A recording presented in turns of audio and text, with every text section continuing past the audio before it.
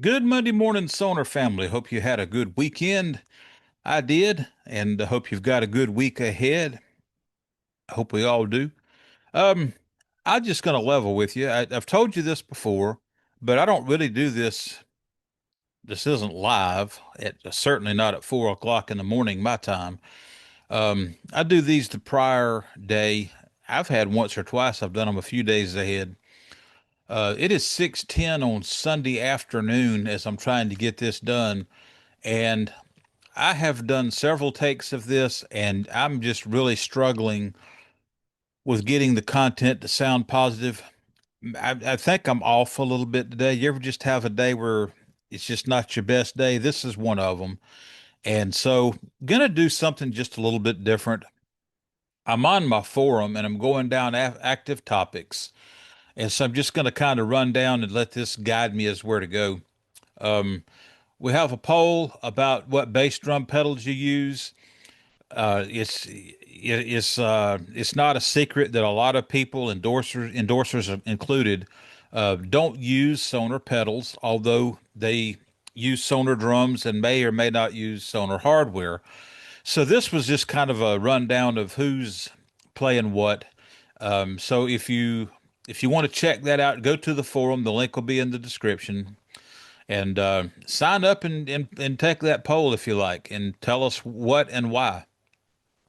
Another thing, Sonar USA. This is, um, you know, a couple of the people that are with KHS America have prior been with Pearl, and Pearl has the Music City Pearl Music City Customs, and that's basically where the drums are assembled in Nashville from components brought over from the Pearl factory or factories, whichever may be appropriate. And so this particular conversation is about how that would fly. Let's just take the momentum serious. Let's just say that instead of assembling them in Germany and boxing them up complete, just say they built all the shells, drilled them, and sent them here, and then the parts came from their origin plant, and they were assembled here against customer orders. How would you feel about that? And of course, that's going to get an array of answers. Some people say that assembly doesn't matter as long, obviously, as long as something's not damaged. But and then other people are like they'd rather it be assembled in Germany. So this is a moot point type thing. We can talk this incessantly and never have a definitive answer. Everybody's got their own opinion. I'm not sure how I would feel. It'd kind of be cool because maybe that might be a way to work around tariff issues. Then again, that might be counterproductive for tariffs.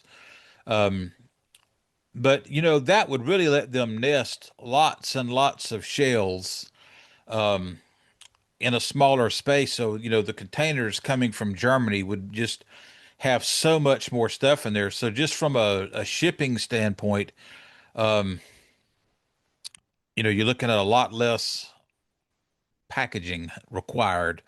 All that would get done in the States during that process. And this is just an idea. I'm not even saying it's a good idea. This is just a, hey guys, what if? And we've had 6 or 7 replies to that. Got a guy with new pictures of his vintage series in white marine pearl.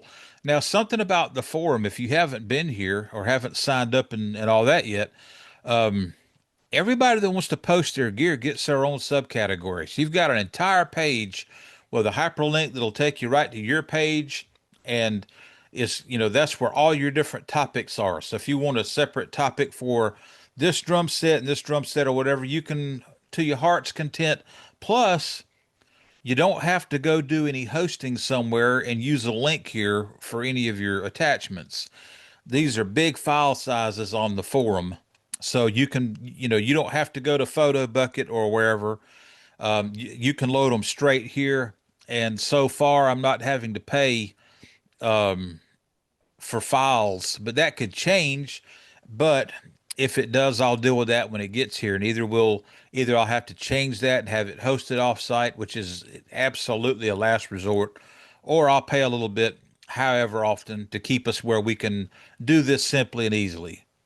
Product changes in a seemingly soft market is another topic. This stems from a video of recent and responses to that. Um, R&D and D and all that takes time and money.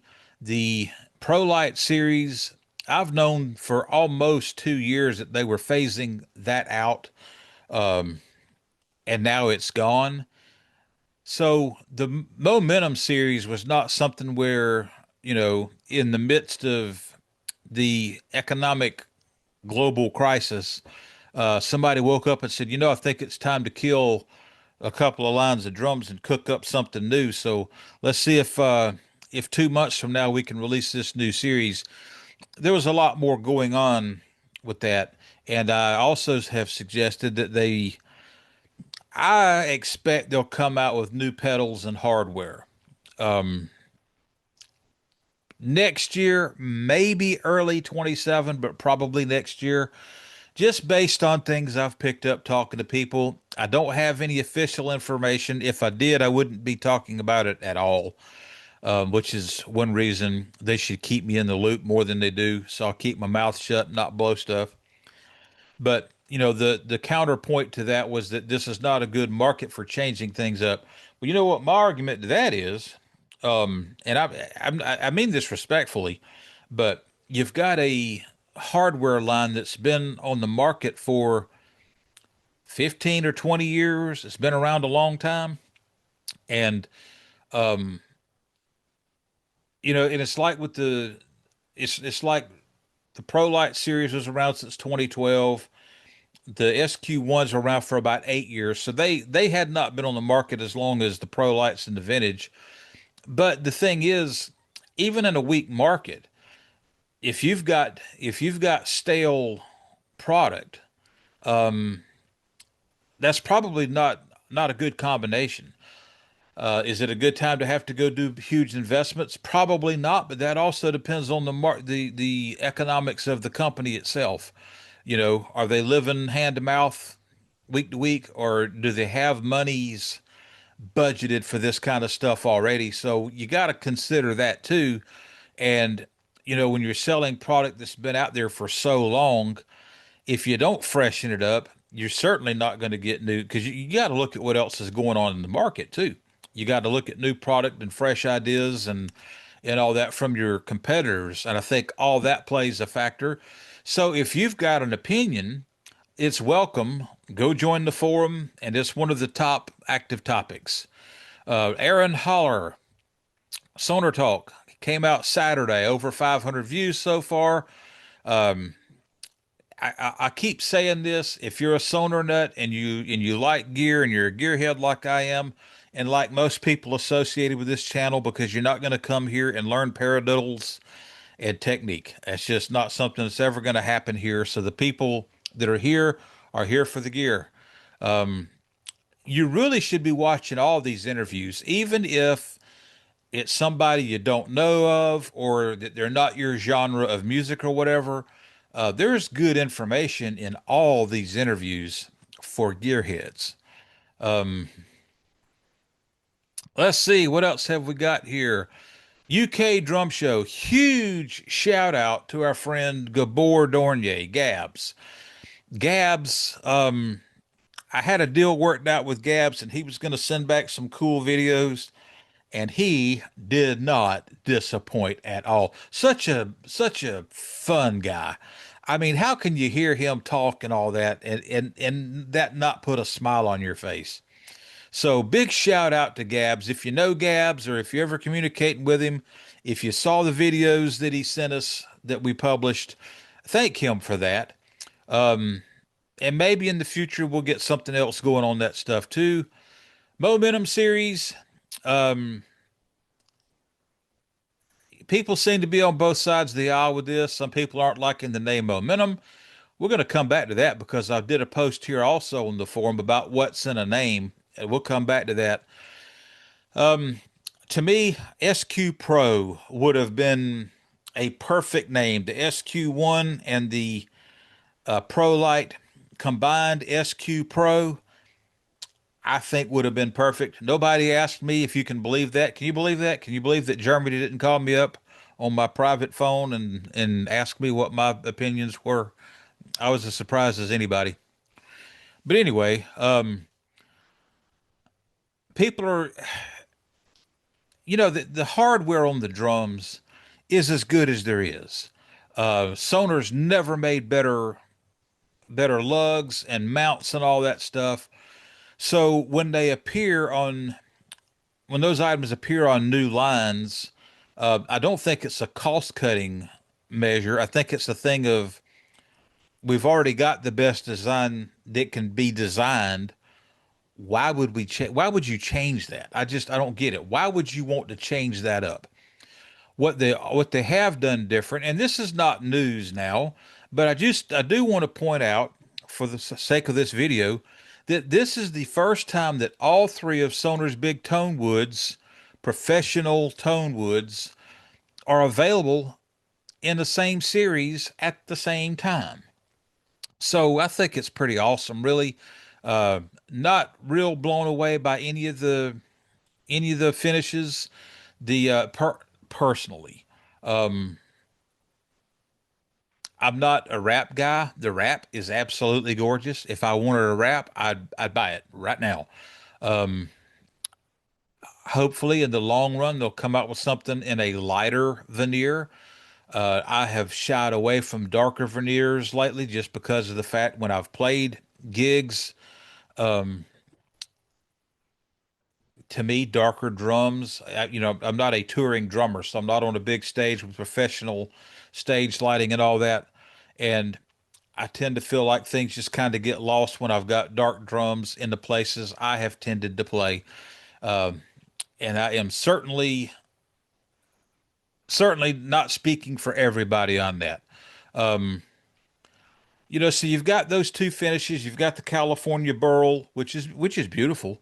And I could love that drum set. I could love that finish if I had it. And then you've got the white and the black matte that are carryovers from the SQ ones, which are obviously winners. Um, so, from a marketing standpoint or trying to think of it from Sonor's point of view, they've carried on two finishes that work very well. They've brought us two brand new things.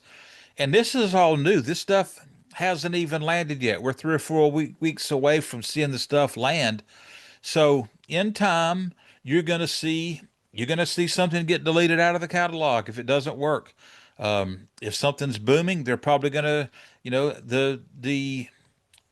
the wrap. If the wraps are killing it, they'll probably add wraps. Same thing with the veneer. If the veneers are tearing it up, they're probably going to add some veneers.